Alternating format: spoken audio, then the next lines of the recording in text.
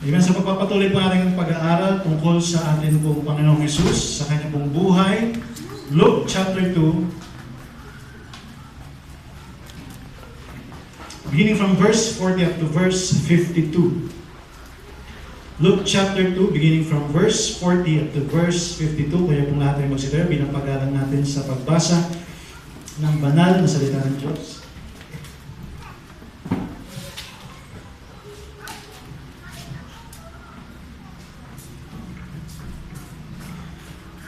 And the child grew and waxed strong in spirit, filled with wisdom, and the grace of God was upon him.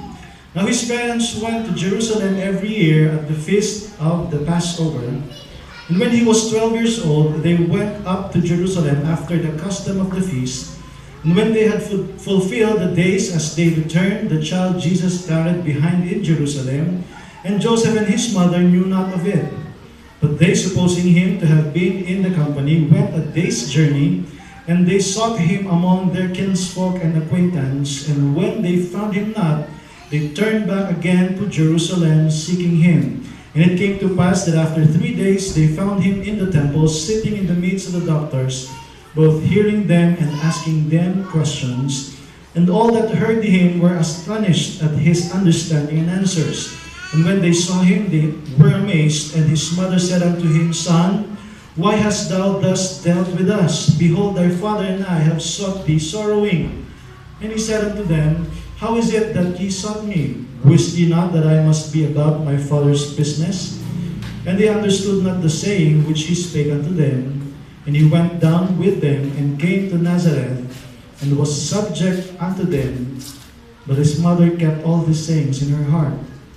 And Jesus increased in wisdom and stature, and in favor with God and man. Tayo po mananakilan Diyos, salamat po sa araw na ito. Purihin ka, Panginoon, sa aming pong kalagitnaan. Kung paano ikaw, Diyos, na sa inyo pong pagmamahal, itinadala niyo po ang inyong pong anak. Kung paano ikaw ay nabuhay sa mundong ito, Panginoon, na katulad ng tao, at lahat, Panginoon, ng mga kahinaan, at mga pagsubok na naranasan ng tao sa kanilang buhay ay naranasan din ng aming pong Panginoong Jesus. Kaya Panginoon, patuloy ang dalangin ko po sa araw na ito, maintindihan po namin, O Diyos, ang kahalagahan po ng inyong pong buhay para sa amin, na kung paano mahalaga ang inyong pong kamatayan, ay mahalaga rin po, O Diyos, ang inyong pong buhay, Panginoon, sa sanlibutan ito. Nais po namin, Panginoon, na lalo pa na ipakahayag niyo po ang inyong pong sarili sa amin sa pamagitan niyo pong salita. At lalong higit ipaunawa sa bawat puso, Panginoon, ng bawat isa kung sino ang Panginoong Jesus na sinasabi ng Biblia at kung paano siya ay mahalaga para sa amin. Purihin ka, Panginoon. Gabayan kami at tagapagsalita, lalong higit, O Diyos, bigyan ng karunungan. Ito'y dalangin sa pangalan ng Panginoong Jesus. Amen. Makapo na po kayo. God bless you.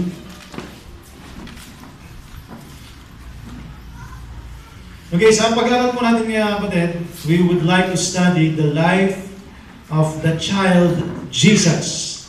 The life of the child Jesus. Mga kapatid, ang mga magulang, kung ikaw ay magulang, ay lagi ang desire natin bilang magulang sa atin pong mga anak ay sila po ay lumaking maayos, lalong higit, lumaki na may pagkatakot sa Panginoon, na hindi lang yun, kumbaga, siya ay makita natin na nag-i-excel sa iba't ibang mga bagay.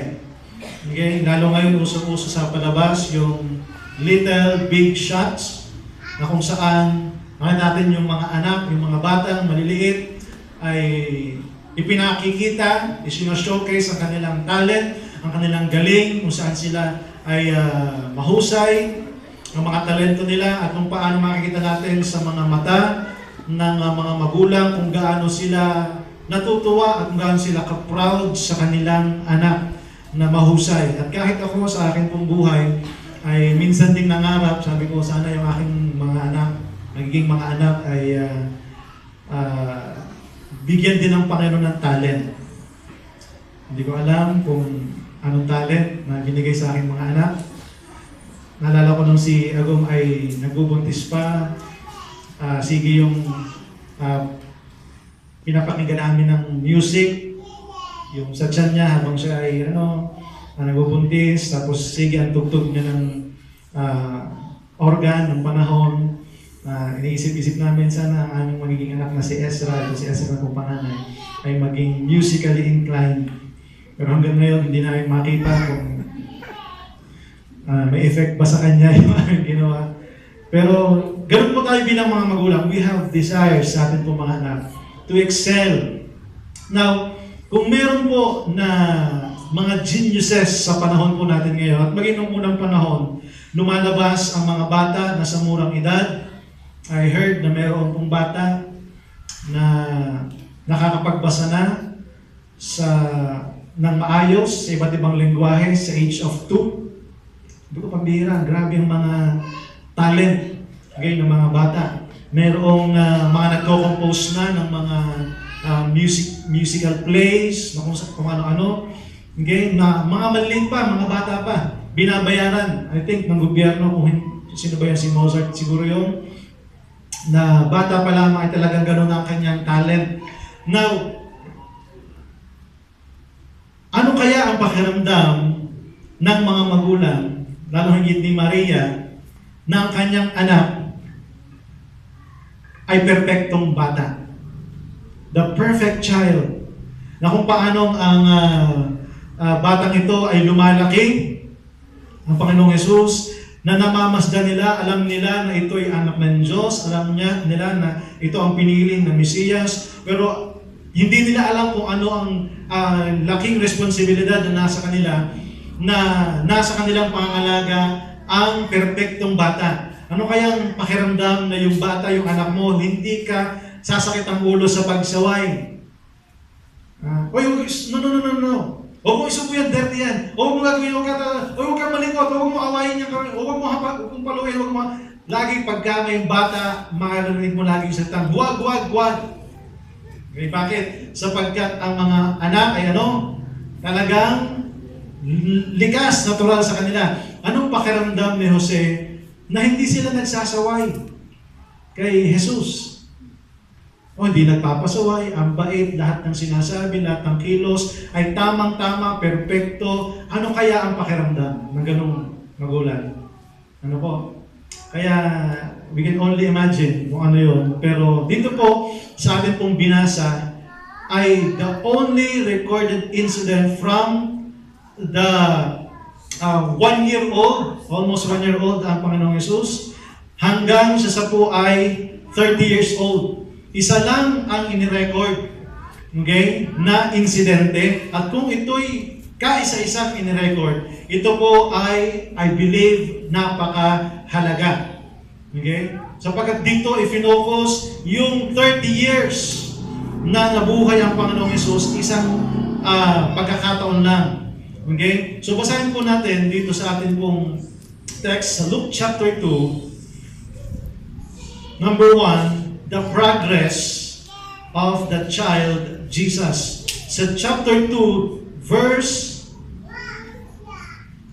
40, ang sabi po dyan, and the child grew, waxed strong in spirit, filled with wisdom, and the grace of God was upon him.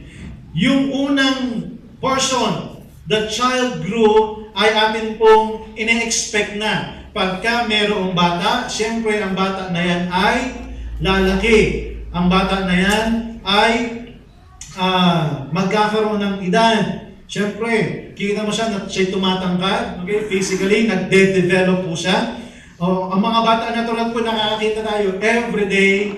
Okay, magugulat na lang tayo. Halimbawa, meron tayong matagal na hindi nakita. Halimbawa, ilang taon, 1 taon, 2 taon. Tapos nakita mo ulit yung bata. Abay, ang laki na. Ang tangkad na, dalagan-dalagan na, binatang-binata na. So, nagpa-progress po ang mga bata and that is natural. Pero mga kapatid, dito po nagkaroon ng pagkakaiba ang Panginoong Hesus. The child grew physically. Bakit? I believe na ang Panginoong Hesus, nung siya po ay lumalaki, ay hindi po siya nagkaroon ng anumang karamdaman. Do you believe that? I believe. Bagamat hindi binanggit dyan, hindi po siya nagkasakit ng sipon, hindi siya nagkaubo, maaaring hindi po siya nagkahika, hindi siya nagka-dengue, hindi siya nagka-typhoid, hindi siya nagkaroon ng lagnat o ano pa man. Lumaki ang Panginoong Hesus physically na hindi po siya affected, na kapatid, ng mga viruses sa kapaligiran. Physically, siya po ay hindi affected ng kasalanan. Okay? Kaya nga yung effects ng kasalanan sa tao ay hindi po naranasan ng Panginoong Hesus sa kanyang physical. Kaya hindi po na problema si Maria sa paghanap ng gamot, papadoktor, sigurado dahil hindi siya nagkasakit. Okay? Physically, okay, he become, strong. Strong. So, the child grew physically, and then, sabi dyan, was strong in spirit. Kapatid, minsan at kadalasan, mas madalas sa hindi, na habang lumalaki ang bata, mapapansin mo sa edad na 2, 3, 4, lalo sa panahon natin ngayon, nasa halip na bumait ang bata, habang lumalaki, tumitigas ang ulo, nagiging pasaway. Okay? Makita mo, nagkakaroon ng attitude, nagkakaroon ng sarili niya. Okay? Natututo na siyang mang-away, natututo na magsinungaling, natututo na magsalita ng hindi masama. Okay?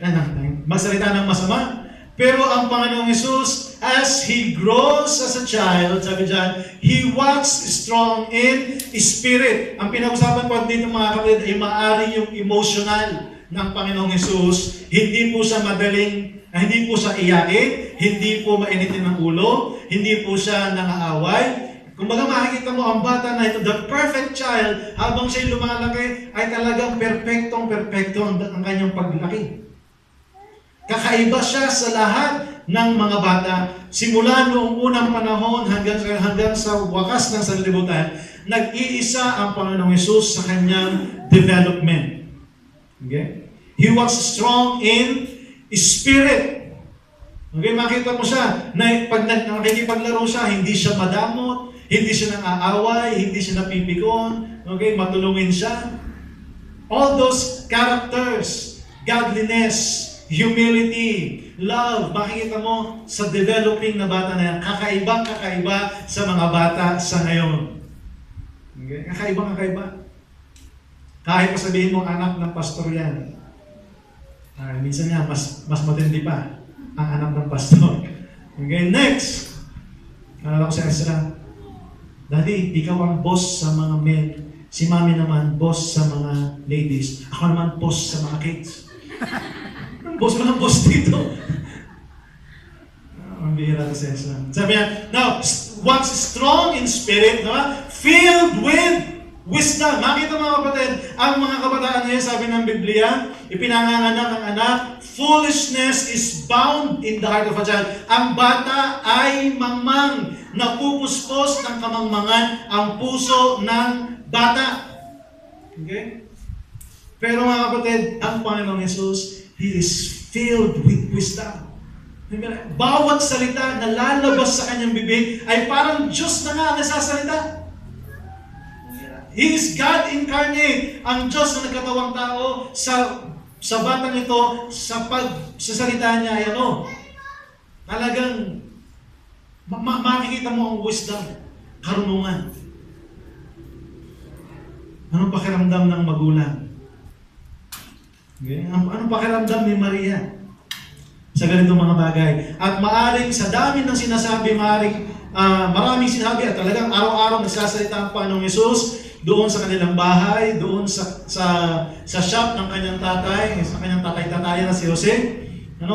Nagsasalita siya, may mga bagay maaari na hindi maintindihan ng mag-asawa sa sobrang lalim, at sobrang lawak, at sobrang hiwaga ng mga salita niya, ay hindi maintindihan mismo ng mga magulang ang sinasabi. Parang kami, si Ezekiel, ang dami niyang sinasabi, hindi namin siya maintindihan. Pero ang Panginoong Hesus, sa bawat salita niya ay may kalaliman, talagang may kahulugan, hindi nila maintindihan maintindihan. At kahit dito sa binasa po natin, ano po, sa chapter 2, isa sa the only recorded words ng Panginoong Hesus from birth hanggang siya po ay 30 years old. The only recorded words dito po sinabi sa chapter 2 verse 49. Sabi dyan, how is it that ye sought me? Wist ye not that I must be about my Father's business? Verse 50, and they understood not. Hindi nila naintindihan. Natural na sa kanila na kapag si Jesus ay nagsasalita sa sobrang lalim ng kanyang karunungan, ay hindi nila maintindihan. The wonder challenge. Kung siguro, sa panahon ngayon, kung susukatin ang IQ ng Panginoon, sigurado hindi kayang sukatin. At kung siya bibigyan ng isang task, sigurado kayang-kaya niyang gawin. Kung bibigyan siya halimbawa ng isang instrument, kahit hindi po siguro niya nahahawakan, hindi pa niya naaaral, kapag nahawakan niya, siguro kayang-kaya niyang tugtugin. Bigyan siya ng isang lengguwahe na hindi niya pa nalalaman, narinig, kayang-kaya niyang basahin at unawanan at paliwanag. So maaaring ang Panginoong Hesus ay gano'n na lamang. Okay? Filled with wisdom. Filled with wisdom. Next. Ano ba sabi? Verse 40, and the grace of God and the favor of God at ang katuwaan ng Diyos ay laging nasa Kanya. Kabaliktaran din sa mga anak natin. Amen? Minsan, ang galit ng Diyos ang nananahan sa kanila. Okay? Minsan, alam natin ang ating pong mga anak ay may mga pagpapasaway. Okay? Alam natin na ito po ay labag sa Panginoon, labag sa kagustuhan ng Panginoon. Kaya minsan, nagdudurog ang ating pong puso kapag nakikita natin ang ating pong mga anak ay may ginagawang hindi maganda, hindi katuwa-tuwa, may nasasabi na hindi tama at hindi maganda, kapatid. Nadudurog ang puso ng mga magulang. Pero ito nga, kapatid, nasabi dito, spiritually, ang pabor ng Panginoon ay nasa Kanya. So physically, emotionally, mentally, and spiritually, ang Panginoong Hesus ay nagpa-progress. Wow. Nagsimula siya kung saan tayong lahat nagsimula, sa sanggol. Pero even before that, alam natin ang Panginoong Hesus is already God. He is in the beginning, He is with God, and He is God.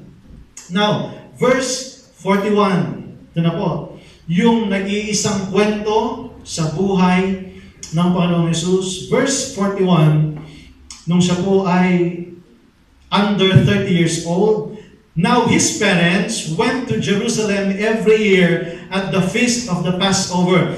Kung mayroon pong pinakamahalagang okasyon sa mga Israelita noong unang panahon, every year ay ang tinatawag po nating Passover. Ito po yung pinaka-espesyal na okasyon sa kanila na kung paanong yung iba't ibang mga kalalakihan, they are required once na ikaw ay tumungtong na sa edad na 13, 12, ikaw ay dapat kasama na, kung ikaw ay lalaki, papunta roon sa Jerusalem at kinakailangan mag-participate ka sa Passover. Hindi expected at hindi required ang mga kababaihan. Pero makikita natin dito, kahit si Maria hindi required, siya po ay sumasama every year, papunta, naglalakbay po sila ng 4 na araw na lakad, papunta doon sa Jerusalem. Now, expect mo, may mga kasamang bata, okay? May mga kasamang matatanda, naglalakad po sila ng sama-sama, naglalakbay for 4 days. And then, pagdating nila sa Jerusalem, they will stay there for 8 days. Okay, pagdating nila, Passover, and then 7 more days, yung tinatawag na Feast of Tabernacles, I think. And then, uuwi sila, maglalakbay ulit sila for 4 days pabalik sa kanilang mga lugar. Ganun po katindi ang Passover. ito po ay nagpapakita kung paano naranasan. Ito pong Passover na ito ay yung mga tao, darating po doon, pupunta po sila sa templo at may kanya-kanya silang dalang mga hayop, maaring may tupa. Bawat pamilya ay may dalang tupa. At yun po ay papatayin doon sa templo. Okay? At yung dugo ay iwiwisik po doon sa altar. And then kakainin po nila yung laman ng tupa na yun. Okay? Now, dito po, makita natin ang Panginoong Hesus, maaring nag-observe siya. Okay? Sumama po siya, sabi dyan, nung siya po ay 12 taon na, they went up to Jerusalem after the custom of the feast, and when they had fulfilled the days as they returned, the child Jesus tarried behind in Jerusalem. Okay, dito po mga kapatid sa Passover, makita po natin na yung mga tupa ay pinapatay. Okay? Ang estimate po ng mga nag-aaral, 250,000 na mga tupa, ganun karami ang pinapatay sa araw na ito ng Passover. Yun talaga yung pinaka-highlight ng kanilang kapistahan. Okay, kumbaga. Now, doon ang Panginoong Hesus, nakita mo siya, nag-o-observe siya sa templo. And at His age, alam na niya para saan ba itong ginagawa ito. Ano ba ang inihahalin tulad dito? Ano bang sinisimbolo ng mga tupang itong pinapatay? Iniisip-isip niya at His age, maaaring isip niya, ako ang tupa at ang kordero ng Diyos na ibibigay ko ang aking buhay para sa kapatawaran ng mga kasalanan ng mga tao. Is observing. Doon.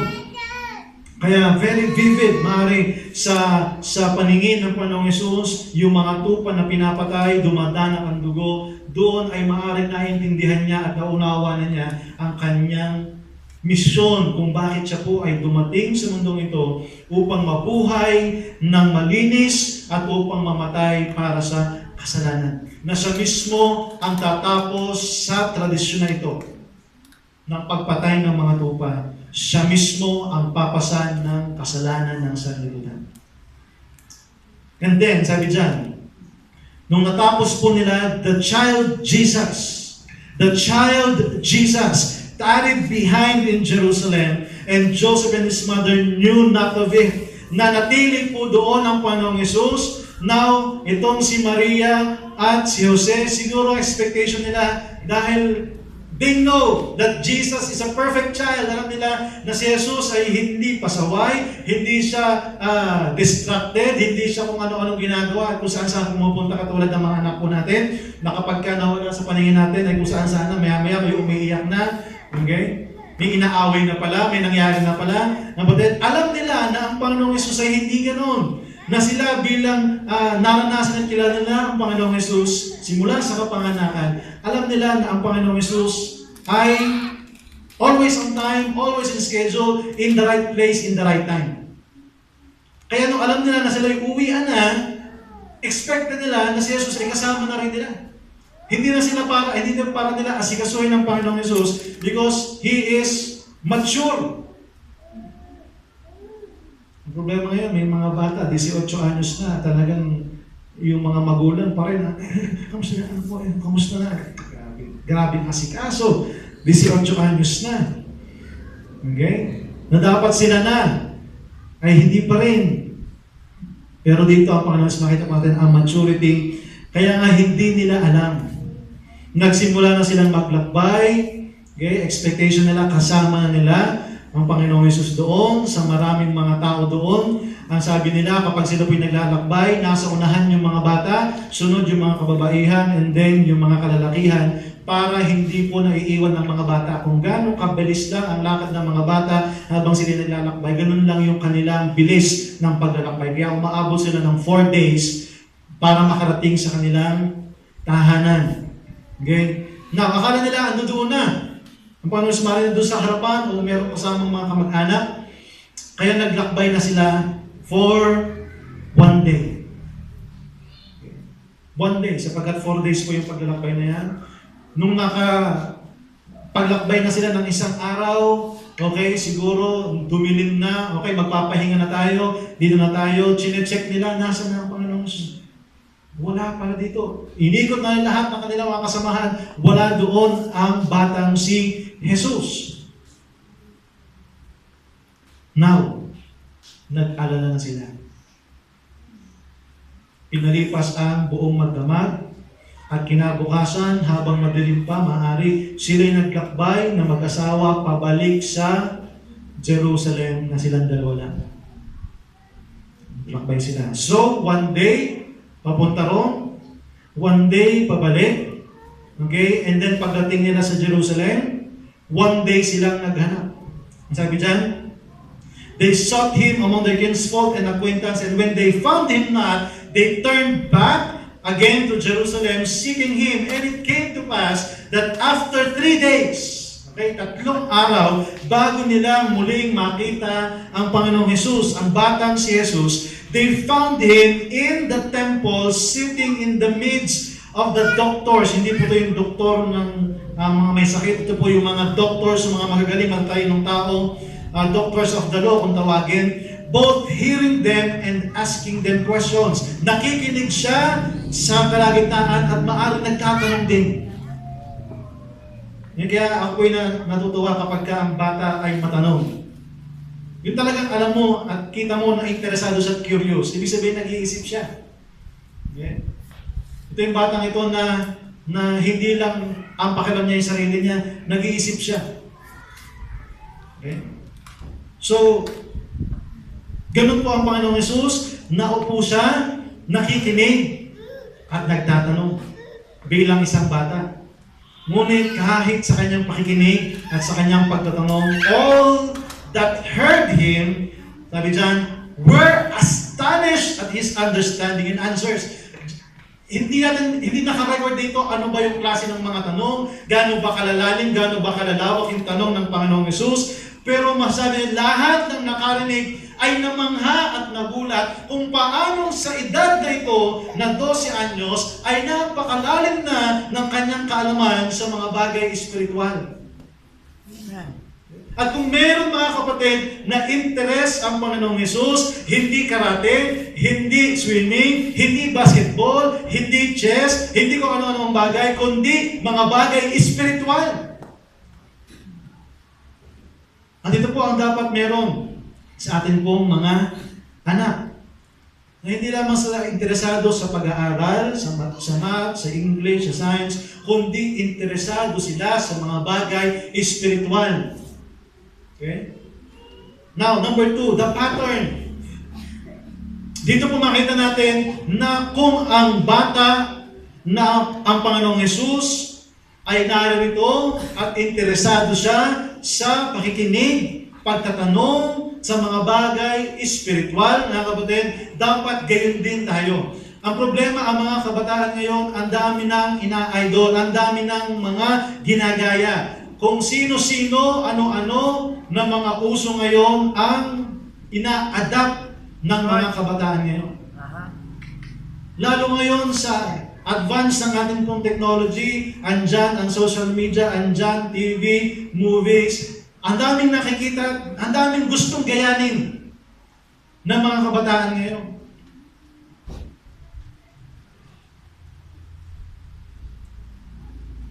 Kaya nga sana, kung meron kang dapat kuhanan ng pattern, ay walang iba kundi ang Panginoong Jesus. Diba dapat gayahin ng mga kabataan, walang iba kundi ang Panginoong Jesus. Are you interested? Paano ba ang Panginoong Jesus? Yung siya'y kabataan, paano ba siya? Ano ba ang interest niya? Ano ba ang isip niya? Paano ba siya kumilos? Paano ba siya makipagkapwa? Paano ba siya makipag-deal, magsalita, makipagkwentuhan? Okay? Dito po mga kapatid, nakita natin ang lalim ng batang ito sa mga bagay espiritual. When they saw him, they were amazed. And his mother said unto him, Son, why hast thou thus dealt with us? Behold, thy father and I have sought thee sorrowing. Ba't ginawa mo to sa amin? Ang iyong ama at ako ay nag-aalala sa iyo, sa kahahanap sa iyo, ay kami ay nagdadalamhati. Okay? Nadalamhati sa kahahanap sa Panginoong Hesus. Ang problema ni Maria, tinawag niya, Ama mo, thy Father. Anong sabi ng Panginoong Hesus? And He said unto them, how is it that ye sought me? Wish ye not that I must be about my Father's business? Bakit niyo ako hinahanap? Hindi niyo ba alam na ako ay nasa aking Ama?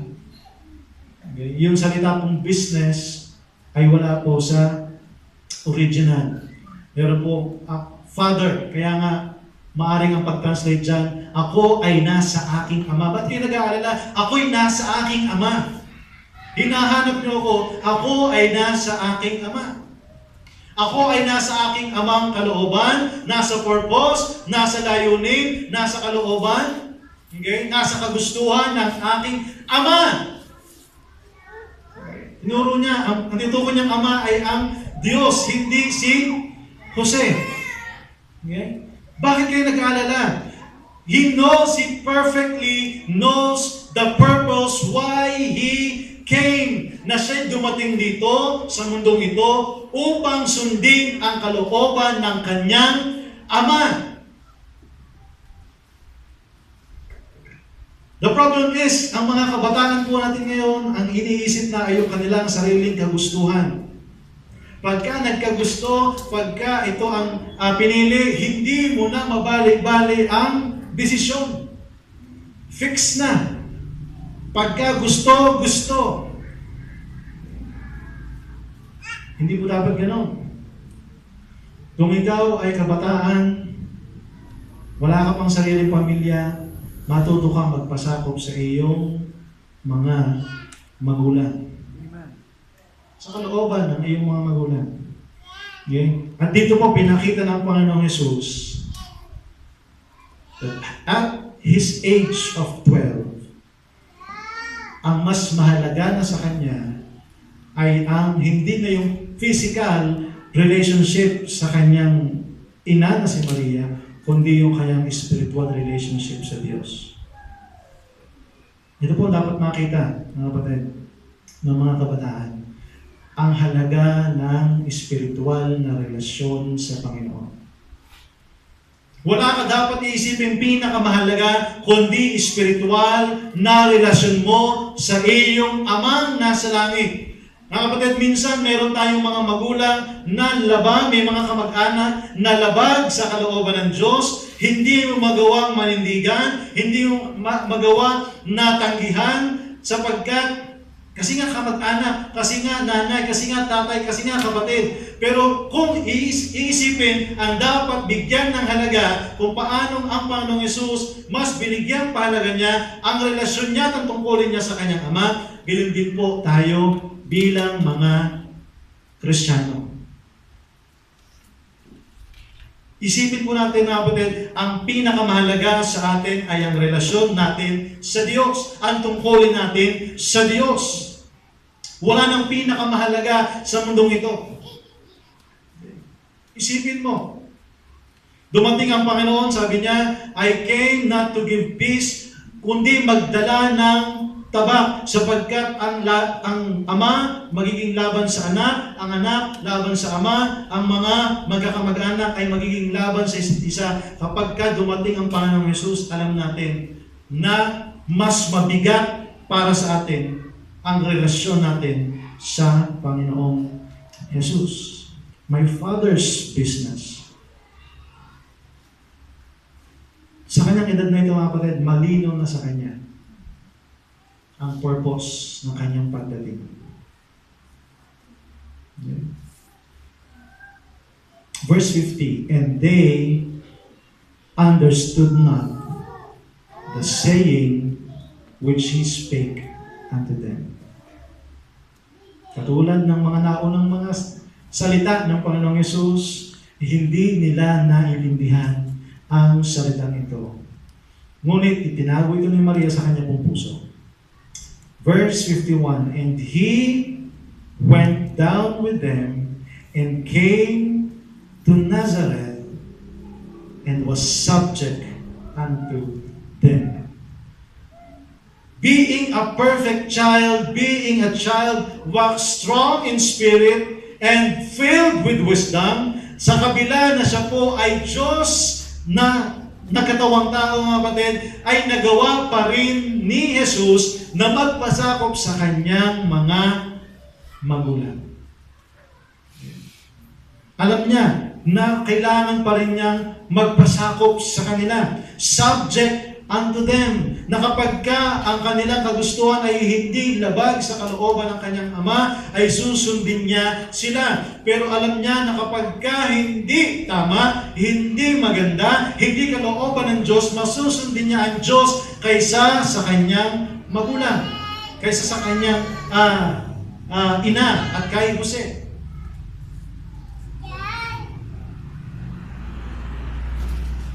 It is clear.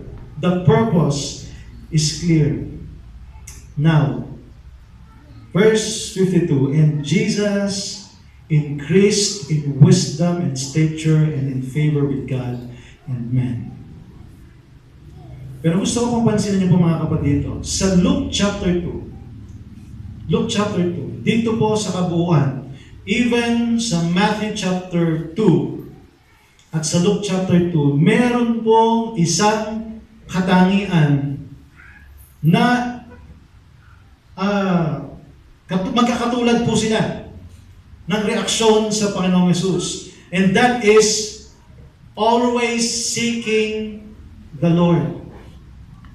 Dito mapapansin natin si Maria at si Jose ay hinanap ang Panginoong Hesus. Kung aakyat po tayo, si Anna, sabi niya sa verse 36, isang prophetess, okay, she was of great age, she lived with an husband, a widow of 84 years. Sabi diyan, she coming in that instant gave thanks likewise unto the Lord. Nung makita niya ang baby na si Jesus ay nagpasalamat siya sa Panginoon. Even Simeon sa verse 34, and Simeon blessed them and said unto Mary, behold, this child is set for the fall and the rising again of many in Israel, and for a sign which shall be spoken against. Okay? Bakit po? Sapagkat ito pong si Simeon, sabi niya, Panginoon, ayokong mamatay na hindi ko pa nakikita ang katubusan ng Israel. He's seeking for the Lord Jesus. Akit po tayo. Makita rin po natin yung mga shepherds. Ano pong sabi? So verse 9, and lo, the angel came upon them, glory of the Lord round about them. The angel said, fear not, behold, I bring you good tidings of great joy, which shall be to all people. Unto you is born this day in the city of David a Savior, which is Christ the Lord. Sabi dyan.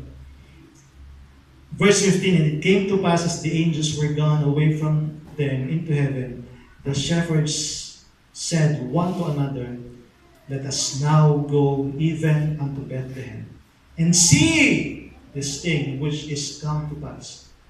Gusto nilang makita, hinahanap lagi nila ang Panginoong Yesus. Even the wise men, okay, sa Matthew chapter 2, wala po dyan sa Luke, hinahanap nila ang Panginoong Yesus. Iisa po ang katangian nila ay ang paghanap nila sa Panginoong Yesus.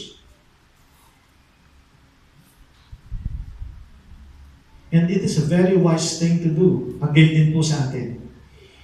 May isang babaeng nagtanong sa isang pastor. Sabi niya, hindi po ako naniniwala sa Diyos. Hindi ako naniniwala sa Diyos na sinasabi ng Biblia na yan. Ako po ba'y pupunta ng impyerno? Hindi ako naniniwala dyan sa Biblia na yan, sa Diyos ng Biblia na yan, na siya ay ganito, itong katangian niya. Ako ba'y dadalhin ng Diyos na yan sa impyerno? Kung hindi ako naniniwala sa Kanya. Sabi nung pastor,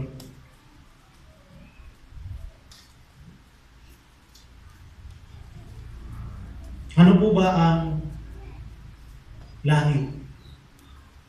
Ano po ba ang impyerno? Ano ba ang pinakakatangian ng langit? At anong pinakamahalagang katangian ng impyerno? Kung ayaw mo sa Diyos na sinasabi ng Bibliang ito, ay hindi mo rin gugustuhin sa langit. Sapagkat sa langit, ando doon lamang ang presensya, ang nangingibabaw doon ay ang presensya ng Diyos. At kung ikaw ay isang tao na ayaw mo sa Diyos, hindi mo gugustuhin sa langit sapagkat doon maranasan mo ang presensya ng Diyos. Kaya anong meron sa impyerno? Doon, walang Diyos. Yung mga taong ayaw sa Diyos, ayaw sa presensya ng Diyos, I believe hindi sila mag-i-enjoy sa langit. Kaya hindi sila pwede ng Diyos. Sige, pumunta kayo dito sa langit. Gusto ko kayo pumunta dito kahit ayaw nyo sa akin. Gusto ko kayo. Kapatid, ano po ang katangian ng mga tunay na papunta ng langit? Sila yung mga taong ang hinahanap at ang priority ay ang presensya ng Diyos. Na lagi mong gustong mahanap ang kalooban ng Diyos. Na gusto mong hanapin ang presensya ng Diyos sa iyo, ang kalooban ng Diyos, ang salita ng Panginoon. Kaya nga, imposible sa mga tao na ayaw sa Diyos, ayaw sa Biblia, na gustuhin nila sa langit. Maaaring ikaw gusto mo lang, gusto ko sa church, gusto ko yung ginagawa sa church, gusto ko umupo, gusto ko nag-enjoy, gusto ko napupuno yung aking isip ng mga impormasyon patungkol sa Biblia. Pero kung tatanungin ka, talaga bang gusto mo ang Panginoon? Is it that desire sa iyong puso na hanapin mo ang Panginoon sa iyong buhay? Is it the greatest desire in your life? To seek the Lord? Hinahanap-hanap mo ba siya? Ikaw ba'y nauuhaw sa presensya ng Diyos? Sa kalooban ng Diyos? Sa kagalakan ng Diyos sa iyo? Sa katuwaan ng Diyos? Sa kapurihan ng Diyos? Is that your desire? Because if that is your overwhelming desire, I believe you are a believer. Isang katiyakan, ikaw ay ligtas kung gusto mo laging manahan sa presensya ng Panginoon. One thing have I desired of the Lord, and that will I seek after, that I may dwell in the house of the Lord all the days of my life. Sabi ni David, gusto kong manahan sa presensya ng Panginoon all the days of my life. Hindi papasok sa isip ko na talikuran ko ang Panginoon, iwanan ko ang Panginoon, sapagkat ang desire ko ay manatili ako sa Panginoon all the days of my life. Kaya hindi mo pwedeng pilitin ang tao na manatili sa church. Dito kayo. You cannot do that. Hindi pwedeng gawin yun. Sige na, kalat ka rin natin sila. Umupo ka dyan ha, hindi ka pwedeng umalis dyan. Dito ka lang. Aalis at aalis ang mga taong ayaw sa Panginoon. Nakuha niyo ba mga kapatid? Tutulugan at tutulugan nila ang Panginoon. Nagpipray si Pastor.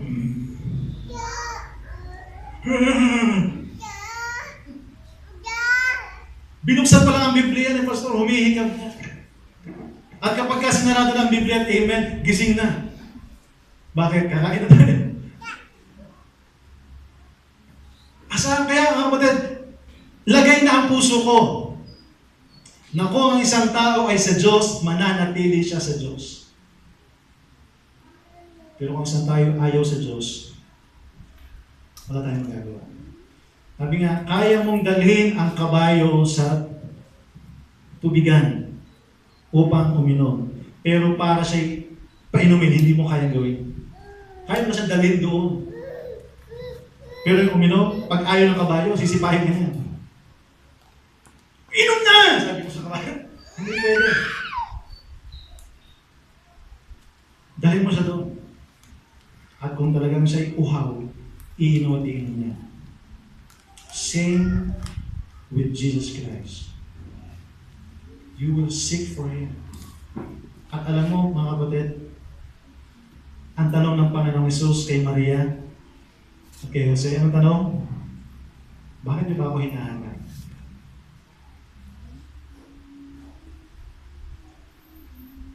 mo ba ako hinahanap? Yan din po ang tanong ng Panginoon sa bawat isa po sa atin. Bakit mo ako hinahanap? Alam niyo po mga kapatid, meron ding isang humahanap kay Jesus, pero hindi niya desire na sambahin ng Panginoon. Sino yun? Si Herodes. Hinahanap niya para patayin si Jesus.